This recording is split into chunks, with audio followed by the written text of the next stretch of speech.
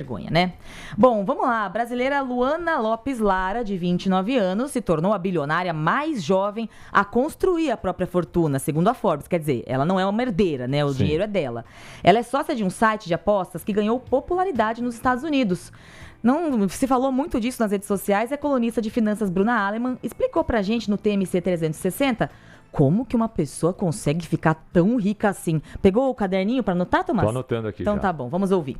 Para ficar bilionária, precisa ter uma ideia muito inovadora, né?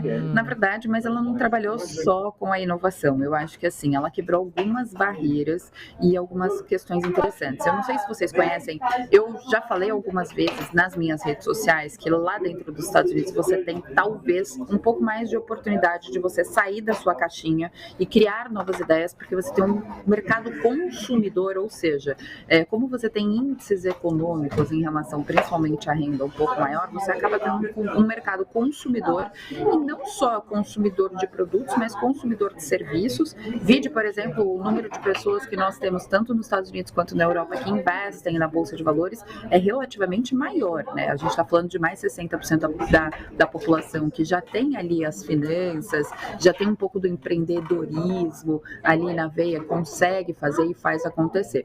Então, lógico que esses fatores também, eles acabam incentivando e ajudando bastante.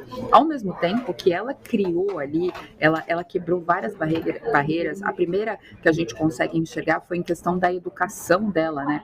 Ela veio ali, ela teve apesar de ser brasileira aqui no Brasil, ela teve uma educação muito, como que a gente pode dizer, na linha, né? Ela teve um processo ali, ela foi uma bailarina, ela estudava, dançava, treinava muitas horas por dia, disciplina, lembrei a palavra aqui, disciplina, sempre muito disciplinada, e foi assim que ela foi crescendo, foi gerando.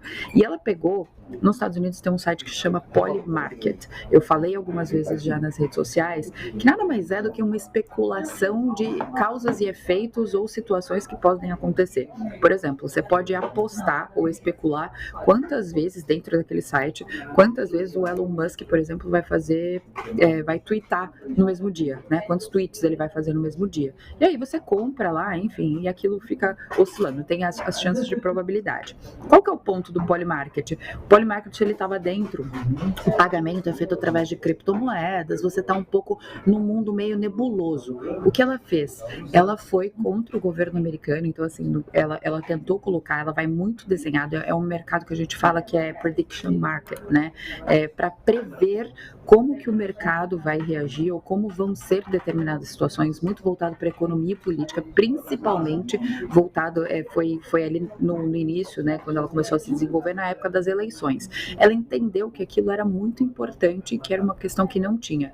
Só que qual foi a inovação dela? Ela foi contra o governo americano, inclusive a SEC, que é como se fosse o órgão de regulamentação, ela posicionou, porque eles falaram que aquilo não poderia fazer, porque poderia afetar, inclusive,